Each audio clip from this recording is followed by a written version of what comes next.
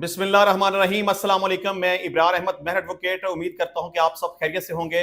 आज के टॉपिक में ये डिस्कस करेंगे कि वक़्फ़ क्या है और वक़्फ़ करने के अहल अशख़ास कौन से हैं और वक़्फ़ करने का तरीक़ाकार क्या है, वक़्फ़ की क्या शराइत हैं और वक़्फ़ के क्या मकासद हैं। तो अपने टॉपिक की डिटेल में जाने से पहले मैं आपसे रिक्वेस्ट करूंगा कि कानून के किसी भी टॉपिक पे आप कोई भी सवाल पूछना चाहें तो पाकिस्तानी टाइम के मुताबिक रात 8 बजे से लेकर 10 बजे तक व्हाट्सएप के ऊपर कॉल करके सवाल पूछ सकते हैं।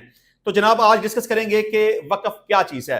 देखें, वक़्फ़ बेसिकली कोई ऐसी प्रॉपर्टी होती है जो कि अल्लाह की रज़ा की खातिर दूसरे लोगों को फ़ायदा पहुंचाने के लिए वक़्फ़ की जाती है।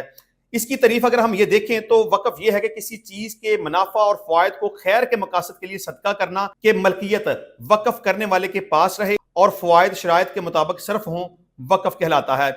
वक़्फ़ अपनी मौकूफ़ा जायदाद को वापस भी ले सकता है, यानी कि जो बंदा जायदाद को वक़्फ़ कर रहा है अगर उसको वापस लेना चाहे तो वापस भी ले सकता है, उसको बेचना चाहे तो बेच भी सकता है, लेकिन उस वक्त तक कि वाक़फ़ इसका वली मुकर्रर करके इसको मुस्तकिल तौर पर कब्जा ना दे दे या हाकम अदालती फैसला के जरिए इस वक़्फ़ से वाक़फ़ को ला ताल्लुक ना करार दे दे या उसकी मौत वाक़या ना हो जाए। मतलब कि कोई भी शख्स अगर अपनी प्रॉपर्टी को वक़्फ़ कर दे तो उसको वापस भी ले सकता है, अगर उसको वापस नहीं लेता तो उसका वली मुकर्रर करके मुस्तकिल तौर पर कब्जा वली के हवाले कर सकता है। अब ये डिस्कस करेंगे कि कौन लोग हैं जो कि अपनी जायदाद वक़्फ़ करने के अहल हैं। कि इसकी 3 बुनियादी शराइत हैं। नंबर 1 तो ये कि वो आकल हो, मतलब कि वो समझदार हो, ज़हनी तौर पर नॉर्मल हो, वो पागल ना हो, इसके अलावा वो बालग हो, यानी उसकी उम्र 18 साल या उससे ज्यादा हो, और इसके साथ साथ वो किसी प्रॉपर्टी का मालिक हो। कोई भी शख्स है जिसके पास कोई जायदाद मौजूद नहीं होगी तो उसको वक़्फ़ नहीं कर सकता। किसी भी जायदाद को वक़्फ़ करने के लिए जरूरी है कि वो शख्स उस जायदाद का मालिक हो। वक़्फ़ करने का क्या तरीकाकार है? वक़्फ़ जुबानी या तहरीरी दोनों सूरतों में हो सकता है। आप चाहें तो उसको जुबानी तौर पर वक़्फ़ कर सकते हैं, आप चाहें तो उसको तहरीरी तौर पर वक़्फ़ कर सकते हैं, लेकिन सबसे बेहतरीन तरीका यह है कि जब भी आप कोई प्रॉपर्टी वक़्फ़ करें तो उसको तहरीरी तौर पर वक़्फ़ करें। ऐलाने वक़्फ़ के बाद मनकूला जायदाद का मतवल्ली के सुपुर्द कर देना ही काफ़ी है, लेकिन गैर मनकूला जायदाद की सूरत में अगर उसकी कीमत 100 या 100 रुपए से ज्यादा हो तो उसकी रजिस्ट्री पाकिस्तान के कानून के तहत लाजमी होगी। अगर वाक़िफ़ ने खुद अपने आप को वक़्फ़ की हुई जायदाद का वाहद मुतवल्ली करार दिया हो तो ऐसा वक़्फ़ सिर्फ अलाने वक़्फ़ से कामल हो जाता है।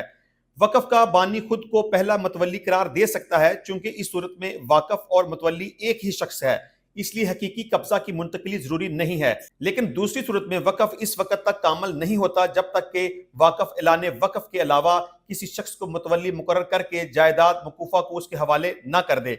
लेकिन किसी दूसरे मुतवल्ली को स्पुर्दगी कब्जा के बाद वाक़िफ़ को मुतवल्ली की बरतरफी का इख्तियार नहीं रहता, सिवाय इसके कि उसने वक़्फ़नामा में वाज़ेह तौर पर ऐसा इख्तियार अपने लिए महफूज कर लिया हो। अब ये डिस्कस करेंगे कि वक़्फ़ की कौन सी शराइत हैं।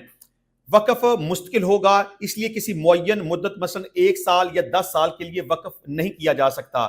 मजीद ये कि वक़्फ़ के मकासद भी मुस्तकिल नोयत के होने चाहिए। कोई शख्स अपनी जिंदगी में अपनी तमाम जायदाद वक़्फ़ कर सकता है, ताहम मर्ज़ुल मौत या वसीयत की सूरत में सिर्फ 1/3 जायदाद बदरिया वक़्फ़ मुंतकिल की जा सकती है। इसके साथ साथ ये भी डिस्कस करेंगे कि वक़्फ़ के मकासद क्या हैं।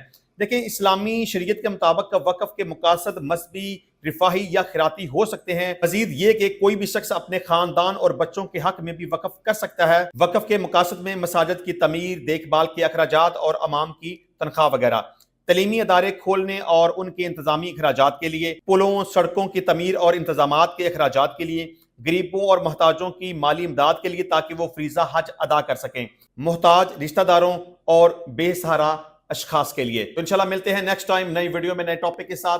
तब तक के लिए इजाजत दीजिए। अल्लाह हाफिज।